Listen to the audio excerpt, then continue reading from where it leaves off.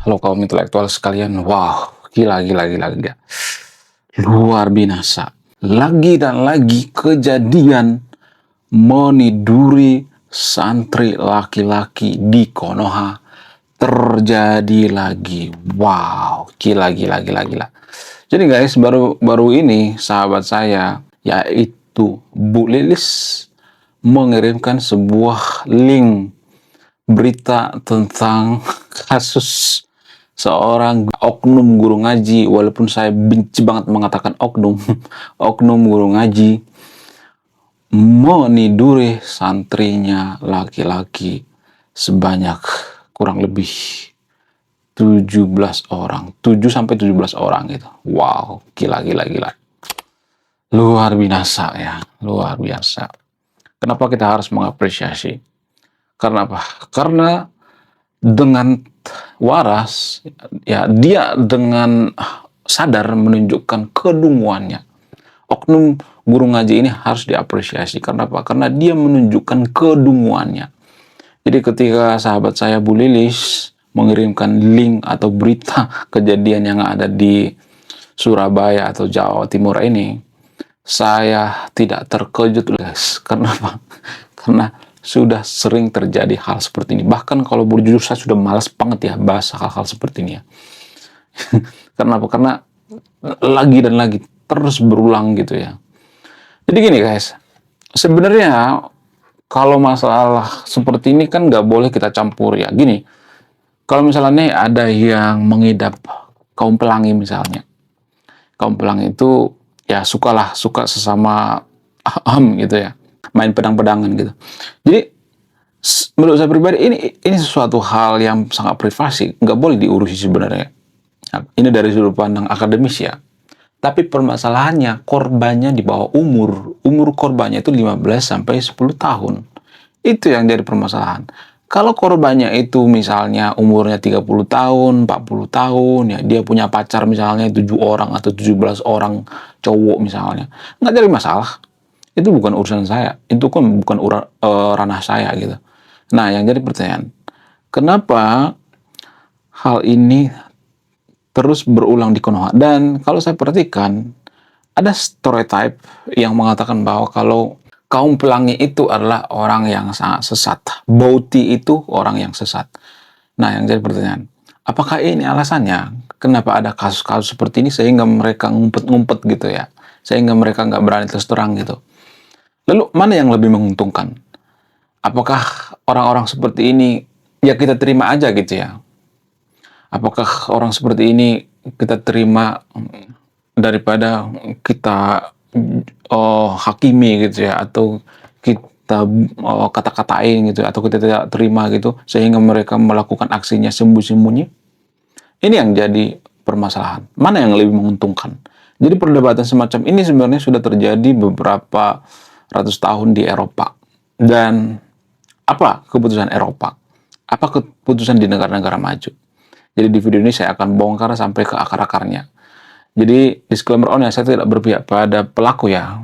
Tapi saya melihat masalah ini dari sudut pandang yang paling rasional gitu ya. Saya buka ini, tujuan saya bukan untuk mengajak yang nonton video untuk melakukan hal yang sama seperti yang dilakukan korban ya. Tapi saya mengajak yang nonton video ini untuk berpikir waras gitu.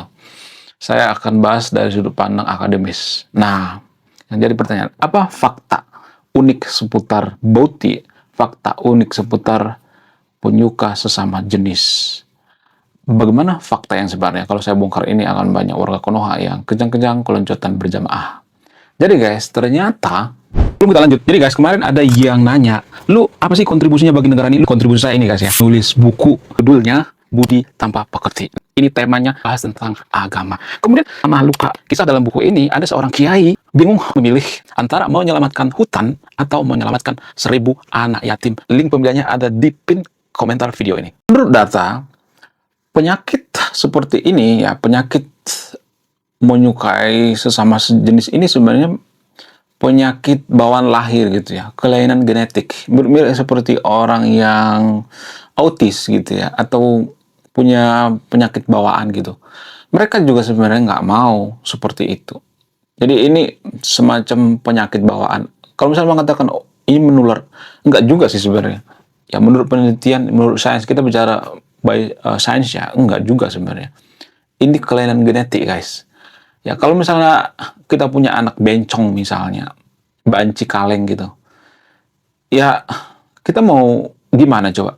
Masa kita harus tidak mengakui anak kita itu sebagai anak kita gitu karena dia bencong, boti misalnya apa segala macam gitu, atau dia menyukai sesama jenis gitu ya, kaum pelangi misalnya.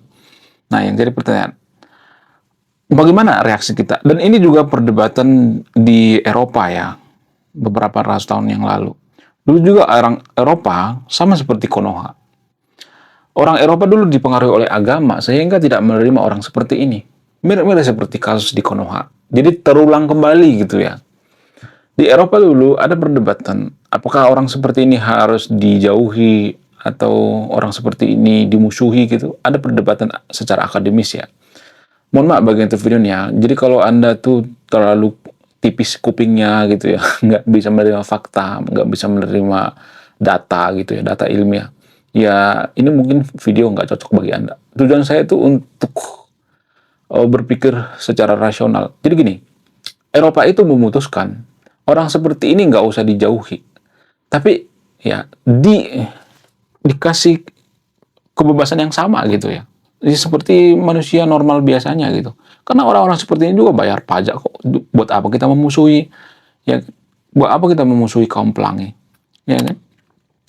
Takutnya ya orang-orang seperti ini ya mencari korbannya itu anak di bawah umur gitu. Kalau mereka dikasih kebebasan misalnya nih ya, bukan berarti saya nyuruh ya, misalnya kalau mereka pacaran ya udah sok-sok aja nggak jadi masalah. Asal jangan merugikan orang lain gitu. Asal jangan ngajak-ngajak orang lain. Kalau mereka pacaran diam-diam nggak jadi masalah. Sok aja nggak jadi masalah. Tapi ini butuh kedewasaan dalam berpikir gitu ya. Ini butuh kematangan dalam berpikir. Kalau kita kekanak-kanakan ya, kalau kita sensitif dengan hal-hal seperti ini ya nggak bakalan selesai. Kalau dibawa ke ranah budaya ketimuran ini bertentangan, tapi kan saya ngomong dari sudut pandang akademis ya. Boleh diterima, boleh enggak gitu. Saya tidak memaksakan juga gitu. Ya kan? Jadi menurut keyakinan saya, karena kita itu membenci orang-orang seperti ini ya, membenci kaum boti atau kaum pelangi, maka biasanya mereka mencari korban itu ya di tempat-tempat seperti ini, di pengajian, ya di pondok pesantren, ya di tempat-tempat di mana orang tidak menduga hal itu akan terjadi. Sama seperti kasus yang ada di Jawa Timur ini. Korbannya itu laki-laki, coy.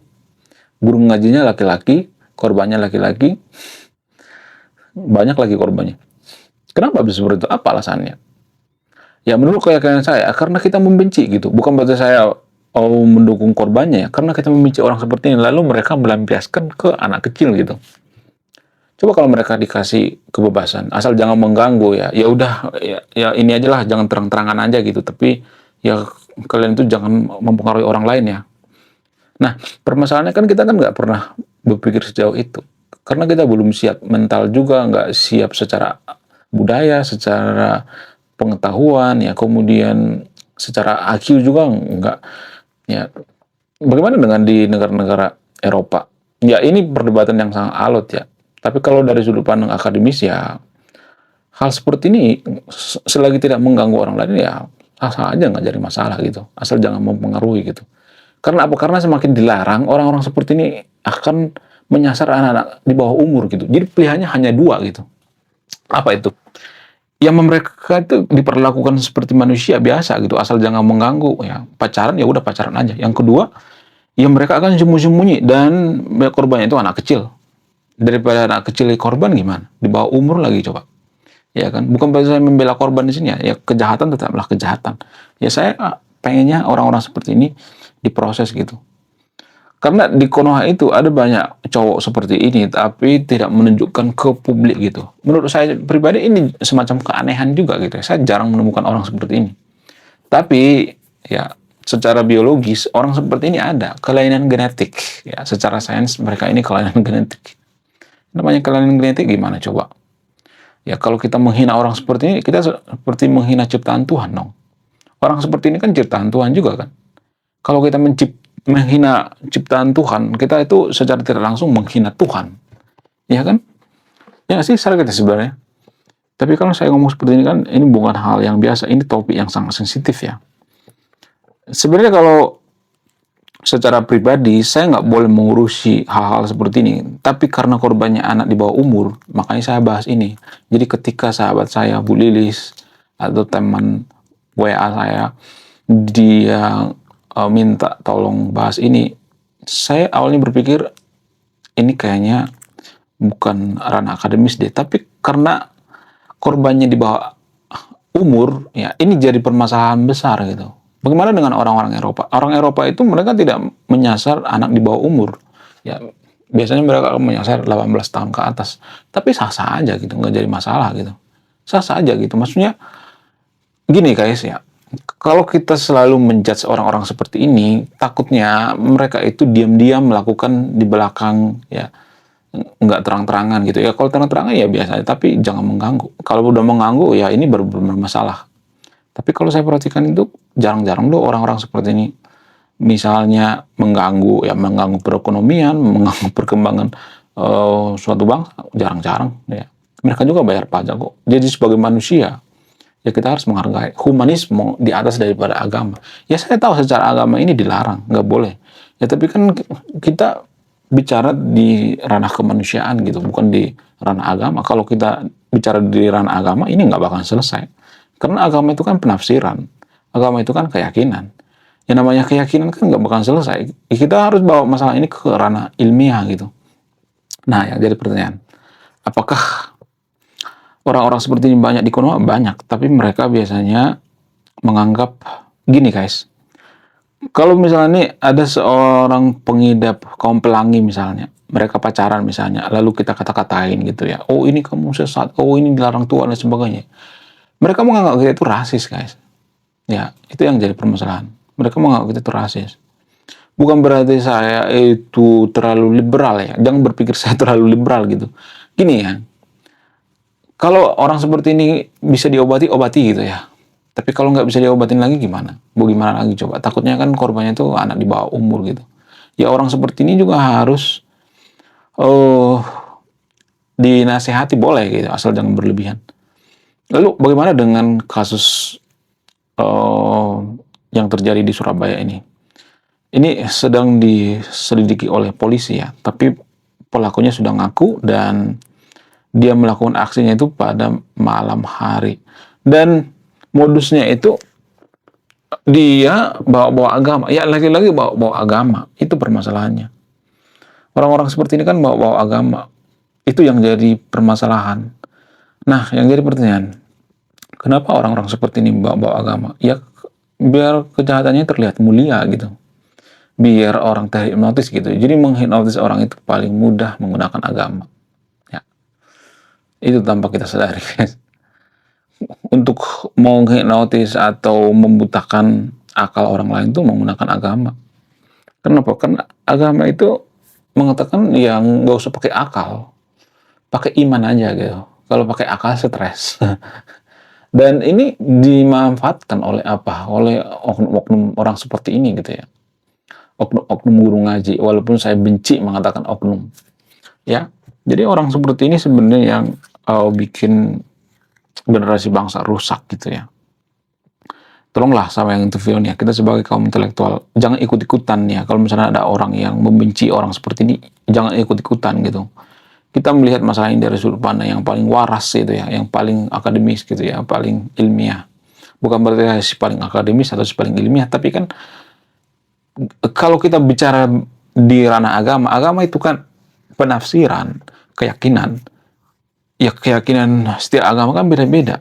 Jadi masalahnya nggak bakal selesai. Makanya kita bawa ke ranah akademis, ranah yang bisa dipertanggungjawabkan, yang lebih rasional, lebih masuk akal gitu. Ya orang seperti ini adalah kelainan genetik. Lalu bagaimana dengan Konoha? Apakah Konoha cukup dewasa menerima hal ini? Enggak. Karena di Konoha itu masih banyak orang yang pemikirannya atau sifatnya seperti anak TK, tapi tubuhnya sudah dewasa, umurnya sudah 40 tahun. Ya, 40 tahun tapi pemikirannya seperti anak TK. Ada banyak warga Konoha seperti itu. Ya. Menurut kalian gimana? Coba tulis kolom komentar ya. Saya tidak akan berpihak di video ini. Silakan simpulkan sendiri. Oke guys, sekian video ini. Terima kasih sudah memahami. Saya kaum intelektual. Assalamualaikum.